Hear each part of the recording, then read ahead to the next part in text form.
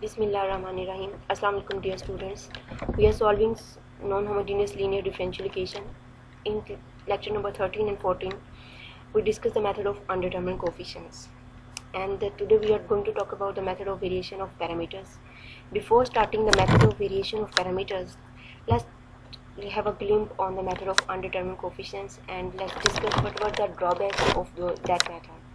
First drawback or first disadvantage of method of undetermined coefficient was that it was limited to the few type of the function present on the right hand side, and other problem we encounter with that method while solving the questions was that we were finding the linearly independent solution by our own, and we were putting too much effort in while determining whether the given solutions are linearly independent or not, and we were making them different from one another. When we talk about the method of variation of parameters, it can be called a universal method, or it is applicable to every type of the non-homogeneous equation, no matter what type of the function we are having on the right hand side and whatever type of the coefficients linear differential equation is having on the left hand side. So let's begin with this method and let's see what are the steps in order to solve the differential equation while using the method of variation of parameters. For the solution of the left hand side, we will be adopting the same terminology for the same technique that we used in the topic 4.3 and so on in topic 4.4 if we are having certain equation in which the constant coefficients are involved. Means अगर हमारे पास कोई ऐसी differential equation है जिसके constant coefficients हैं, तो हम पहले इसकी लेफ्ट हैंड साइड को वैसे ही सॉल्व करेंगे जैसे हम प्रीवियसली करते आ रहे हैं. हम उसकी कैरेक्टरिस्टिक इक्वेशन बनाएंगे, कैरेक्टरिस्टिक इक्वेशन से उसके रूट्स आएंगे और उन रूट्स की मदद से हम उसका YC फाइंड आउट करेंगे. And what was YC? It was the solution of the left hand side of the differential equation और this was called the complementary function. फिर बात आती है कि हमने इसकी राइट हैंड साइड के सॉल्यूशन को फाइंड आउट करने के लिए हमने क्या मेथडोलॉजी या क्या स्टेप्स अडॉप्ट करने हैं. हमारे पास कोई second order differential equation for example है. Let's see that what are the steps for them. This is the second order linear differential equation. Over here in this equation the constant coefficient, the variable coefficients are given and the coefficient could be constant or coefficient could be variable. No matter what, ये method हर तरह के coefficients को भी लगेगा. अब यहाँ पर पहला काम हमने जो करना है वो ये है कि हमने हाईएस्ट डेरिवेटिव का जो कोफिशिएंट है उसको 1 बनाना है. उसके लिए हम क्या करेंगे? We will be dividing our equation throughout with the coefficient of the highest derivative.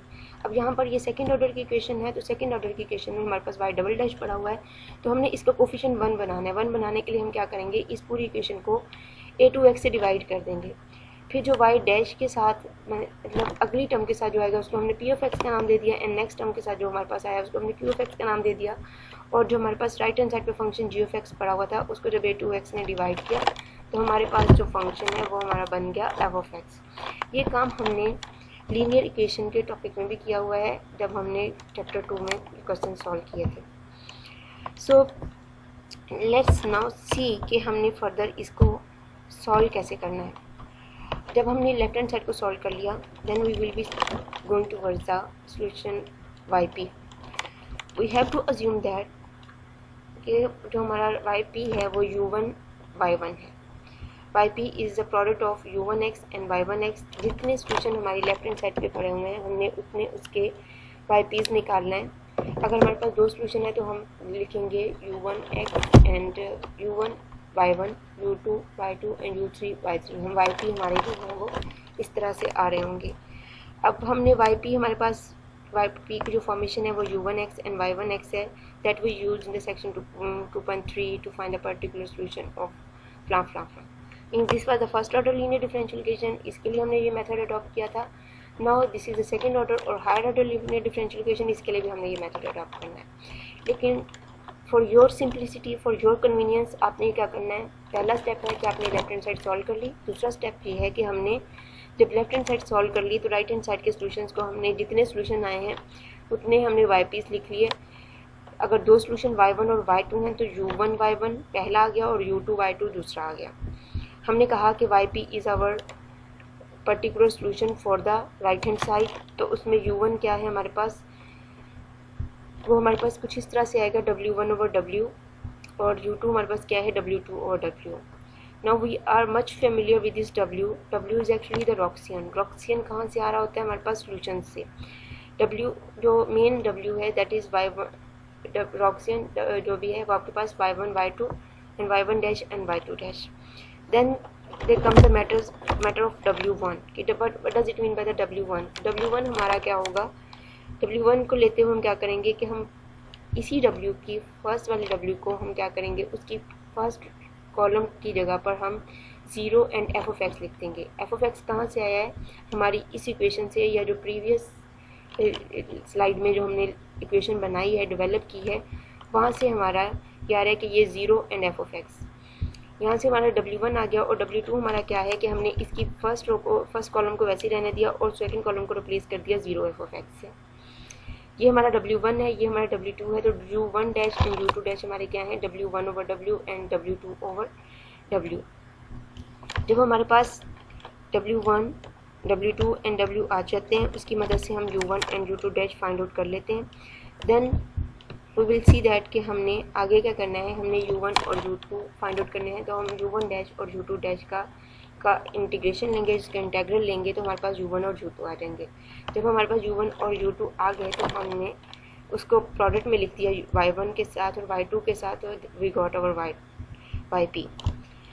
अब यहाँ पर इसको हम अगेन समराइज करते हैं। In this case it is more efficient to simplify the use of formula in 5 this to solve the second order linear differential equation. हमने सबसे पहले क्या करना है, yc फाइंड आउट करना है। yc जब हम फाइंड आउट कर चुकेंगे उसके बाद हमने रॉक्सियन लेना है। रॉक्सियन लेने के बाद हमने W1 और W2 लेना है। W1 और W2 जब हमारे पास आ जाएंगे तो उनकी वजह से हमने u1 डैश और u2 डैश हमारे पास आ गए। उन u1 डैश और u2 डैश का हमने ले लेंगे इंटीग्रेशन, तो वहाँ से आ जाएगा हमारे पास u1 और u2। जब हमारे पास u1 और u2 आ जाएंगे तो उसकी मदद से हम yp लिख सकते हैं। ये है इसका जनरल मेथड। आगे हम इसकी एग्जांपल देखते हैं कि एग्जांपल में हम इस मेथड को ट्राई कैसे करते हैं, इसको अप्लाई कैसे करते हैं। This is our example 1 and we are going to solve this example with the method of variation of parameter. जब हम इस एग्जांपल को method of variation of parameters के साथ करेंगे तो पहले हम इसकी लेफ्ट हैंड साइड को सॉल्व करेंगे। जब भी हमने किसी नॉन होमोजेनियस डिफरेंशियल इक्वेशन को सॉल्व करना है, I am repeating times and again कि हमने पहले उसकी लेफ्ट हैंड साइड को सॉल्व जरूर करना है। लेफ्ट हैंड साइड, अब ये कांस्टेंट कोफिशिएंट वाली इक्वेशन है तो इसकी लेफ्ट हैंड साइड के लिए हमने इसकी कैरेक्टरिस्टिक इक्वेशन बनाई और इसके रिपीटेड रूट्स आए हैं तो हमने उसकी मदद से इसका सोल्यूशन लिख लिया c1e⁻2x एंड c2xe⁻2x। हमने y1 और y2 लिखे और हमने y1 हमारे पास e⁻2x है एंड y2 हमारे पास x e⁻2x है। इसकी मदद से हमने क्या किया, रॉक्सियन ले लिया, दैट इज़ W। उसे अगला काम ये है कि हमने W1 और W2 फाइंड आउट करने हैं। W1 क्या होता है कि हमने 0 एंड f(x) क्या है कि इस इक्वेशन की right hand side, considering that के y डबल डैश जो हाईएस्ट डेरिवेटिव है उसका कोफिशिएंट 1, अगर 1 नहीं है तो हमें इसको 1 बनाना है और जो इसका कोफिशिएंट होगा उसके साथ थ्रू आउट हमने डिवाइड करना है और फिर ये टर्म स्लाइटली चेंज होगी। जहाँ पे जो भी टर्म हमारे पास आएगी एक स्टैंडर्ड फॉर्म में कन्वर्ट करने के बाद इक्वेशन के, वो हमारा f(x) है। तो हमने W1 के लिए क्या किया, 0 एंड f(x) और इसका हमने डिटर्मिनेंट ले लिया, हमारे पास W1 आ गया। इसी तरह से W2 के लिए हमने क्या किया, पहले कॉलम को W के वैसे ही रहने दिया, दूसरे कॉलम को हमने रिप्लेस कर दिया 0 एंड f(x) के साथ और हमने W2 ले लिया। जब हमने W1 ले लिया एंड W2 भी ले लिया तो यहाँ से इसकी मदद से हम फार्मूला में सब्स्टिट्यूट करते हैं और u1 डैश और u2 डैश फाइंड आउट करते हैं। u1 dash was equal to W1/W and u2 dash was equal to W2/W। u1 dash हमारे पास आ चुका है x² माइनस x और u2 डैश हमारे पास आ चुका है x+1। यहाँ से हम u1 डैश और u2 डैश की इंटीग्रेशन लेंगे। यहाँ से हमारे पास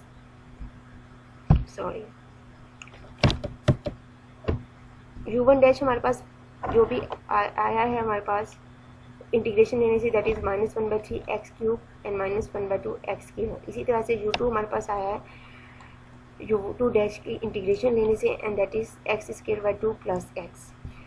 इनकी मदद से हम yp लिख देंगे and yp is actually the product of u1 y1 and u2 y2। So we got yp over here, yc we are already having somewhere in above in the solution. We will be combining them together and we will be writing down the general solution of our linear differential equation with the method of variation of parameter. Again repeating कि इस method में पहले हमने इसकी left hand side को solve कर लेना है, वहाँ से हमने y1 और y2 जितने भी हमारे पास सोल्यूशन आ गए उसकी मदद से हमने रॉक्सियन लेना है और उन्हीं y1 और y2 और राइट हैंड साइड के फंक्शन के साथ हमने w1 और w2 लेना है। w1 और w2 जब हमारे पास आ जाते हैं तो हम हमारे पास u1 और u2 डैश आएंगे। u1 डैश क्या है w1 ओवर w और u2 डैश क्या है w2 ओवर w। जब हमारे पास u1 डैश और u2 डैश आ गए तो हमने उनकी इंटीग्रेशन ली, यहाँ से हमारे पास u1 और u2 आ गए। सो in order to write down the yp we will be multiplying u1 with y1 and u2 with y2 and this is how we will be getting the particular solution of our given differential equation. Next example में हम again method of variation of parameter लगाएंगे। अब ये भी हमारे पास एक second order की equation है, सेकेंड ऑर्डर की इक्वेशन है। इसके लिए हम वही मेथड अडॉप्ट करेंगे कि पहले हम क्या करेंगे कि इसकी एक एक्सिलरी इक्वेशन बनाएंगे। हमने लेफ्ट हैंड साइड को पहले स्टैंडर्ड फॉर्म में लिख लिया y डबल डैश, तो हमारे पास जो इक्वेशन y डबल डैश का कोफिशिएंट 1 होना चाहिए। चाहे आप इसकी लेफ्ट हैंड साइड सॉल्व करके बाद में इसको स्टैंडर्ड फॉर्म में लिख लें, चाहे आप इसको इनिशियली कर लें, it will not be making any major difference. तो हमने क्या किया, पहले इसकी एक एक्सिलरी इक्वेशन बनाई और हमने इसकी लेफ्ट हैंड साइड सॉल्व कर ली। लेफ्ट हैंड साइड का सोल्यूशन हमारे पास आता है c1 cos 3x and c2 sin 3x। फिर हमारे पास अब ये कॉम्प्लेक्स रूट्स थे तो हमारे पास y1 क्या आया cos 3x एंड y2 हमारे पास क्या है sin 3x।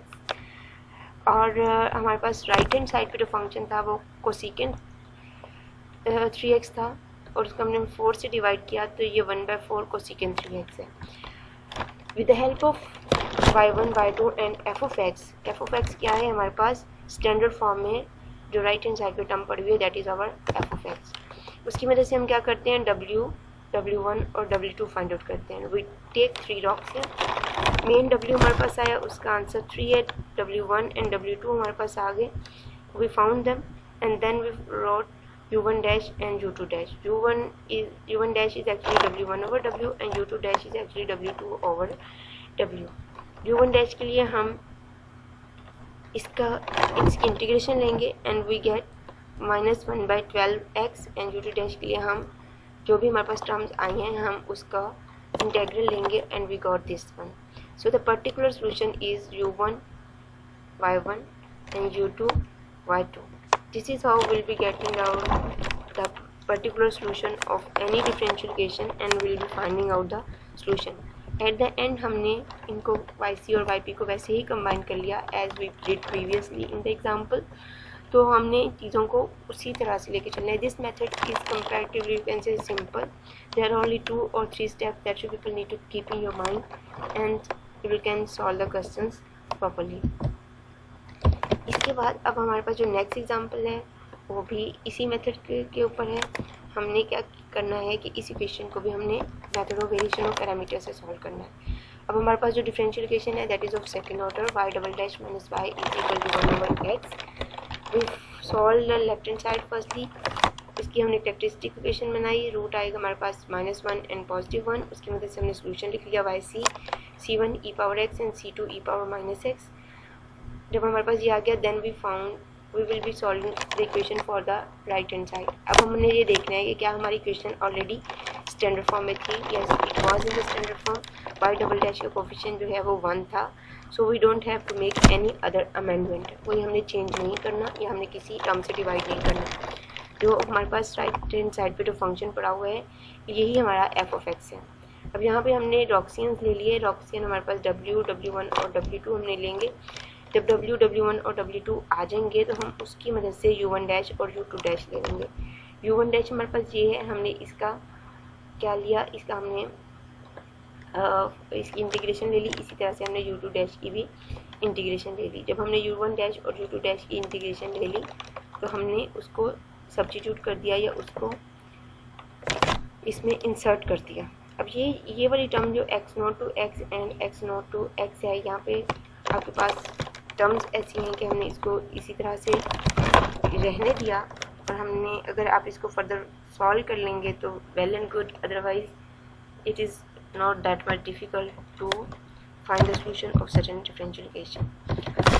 बाकी बात ये है कि अगर हमारे पास इक्वेशन जो है वो सेकंड ऑर्डर या उससे थर्ड ऑर्डर की इक्वेशन है या इससे हायर ऑर्डर की इक्वेशन है, तो उसके लिए हमारा मेथड क्या होगा, उसके लिए भी हम यही करेंगे कि पहले हम लेफ्ट हैंड साइड को सॉल्व करेंगे।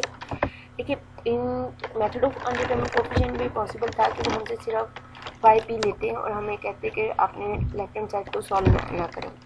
But for while using the method of variation of parameter हम ये नहीं कर सकते। हमें हर सूरत पहले लेफ्ट हैंड साइड को सॉल्व करना है, क्योंकि in order to find out the solution of right hand side हमारे पास लेफ्ट हैंड साइड के y1, y2 और y3 होना ज़रूरी है। So we will be firstly solving the left hand side and we'll be getting the solutions of the left hand side, which will be y1, y2, y3 depending upon the order of the differential equation। अगर हमारे पास equation means कि third order की है तो उसमें कितने solution आएंगे, y1, y2, y3। तो yp उसका कैसे लिखा जाएगा, u1, y1, u2, y2 plus u3, y3। जो y1, y2, y3 कहाँ से आए हैं, linearly independent solution of the associated homogeneous differential equation. Now you people know very well what does it mean by the associated homogeneous differential equation। mean the left hand side of the differential equation। u1, u2, u3 हमारे पास कहाँ से आएंगे, w1 over w, w2 over w and w3 over w। For our clarity हम इसको एक दफ़ा फिर कर लेते हैं कि w को तो हमें पता है कि हमारे पास क्या होता है, y1, y2, y1, पहला कॉलम हमारा होता है y1, y2 and y1 double dash, और सेकंड कॉलम में हमारे पास y2 और उसके डेरिवेटिव, और थर्ड कॉलम में हमारे पास y3 और उसके डेरिवेटिव सारे होते हैं। जब हमने w1 लेना है तो हमने पहले कॉलम को रिप्लेस करना है 0 0 और f(x) के साथ, मीन्स आखिरी टर्म भी रहा के हमने f(x) करना है, बाकी 0 0। इसी तरह से जब हमने w2 लेना है तो हमने पहले और लास्ट कॉलम को वैसे रहने दिया और सेकेंड कॉलम को हमने इससे रिप्लेस कर दिया। इसी तरह से जब हमने थर्ड w3 लेना है तो हमने फर्स्ट 2 कॉलम्स को ऐसे रहने दिया और तीसरे कॉलम को हमने रिप्लेस कर दिया। This is how will be taking w1, w2 and w3। w हमारे पास ये होता है, इसी w में हम जब फर्स्ट, सेकंड और थर्ड कॉलम को रिप्लेस करते हैं इस पर्टिकुलर कॉलम के साथ तो हमारे पास w1, w2 और w3 आ जाते हैं। जब ये आ जाते हैं हम u1 डैश, u2 डैश और u3 डैश जो भी होंगे उनका इंटेग्रल लेंगे और हमारे पास u1, u2 और u3 आ जाते हैं। With the help of them we can write down yp's। और नेक्स्ट ये है कि अब यहाँ पर हम इस रिमार्क्स को थोड़ा सा देखते हैं कि इस मेथड का एडवांटेज क्या है, या इसमें और कौन से पॉइंट्स ऐसे हैं जिनको हमने थोड़ा सा फोकस करना है। The variation of parameters has distinct advantage over the method of undetermined coefficient in that it will always yield a particular solution yp provided that the associated homogeneous equation can be solved। इसमें यह है कि अगर उसकी left hand side solve की जा सकती है तो yp हर सूरत आएगा। हमें कोई ये नहीं है कि हमें लेफ्ट हैंड साइड पर इस तरह का फंक्शन पड़ा हो या हमारे पास राइट हैंड साइड पे इस तरह के टर्म्स होंगी तभी हम इस डिफरेंशियल इक्वेशन को सॉल्व कर सकते हैं। The present method is not limited to the function f(x)। f(x) क्या है, उन्होंने फंक्शन जो बनाया है g(x) ही है जिसको डिवाइड करने से f(x) आ रहा है। That is a combination of 4 types listed in the page number 141। इसके ऊपर कोई लिमिटेशन नहीं है कि वो हमारे पास पोलिनोमियल है, ट्रिग्नोमेट्रिक है या एक्सपोनेंशियल है या इनका प्रोडक्ट है। It could be any kind of the function. As shall see in this next section, the variation of parameter unlike undetermined coefficient is applicable to the linear differential equation with variable coefficient। मतलब कि ये method सिर्फ constant coefficients वाली differential equation को नहीं, even ये variable coefficients वाली differential equation को भी लगेगा। एक इसकी एडवांटेज ये है कि इसका कोई राइट हैंड साइड के ऊपर कोई चेक नहीं है, कोई रिस्ट्रिक्शन नहीं है राइट हैंड साइड पर। दूसरा ये है कि it is applicable to the both type of the differential equation, जहाँ पर वेरिएबल कोफिशिएंट्स भी हो सकते हैं डिफरेंशियल इक्वेशन में और जहाँ पर कांस्टेंट कोफिशिएंट्स भी हो सकते हैं। कोफिशिएंट्स लेफ्ट हैंड साइड पे होते हैं। लेफ्ट हैंड साइड पे अगर कोफिशिएंट कांस्टेंट है जिसको हम थ्रू आउट डिस्कस करते आ रहे हैं, ये भी पॉसिबल होता है कि आपकी लीनियर इक्वेशन के कोफिशिएंट जो हैं वो वेरिएबल हों। In the problem that follow do not hesitate to simplify the form of yp depending upon how the derivative of u1 dash and u2 dash are found. You might not obtain the same yp as given in the answer section।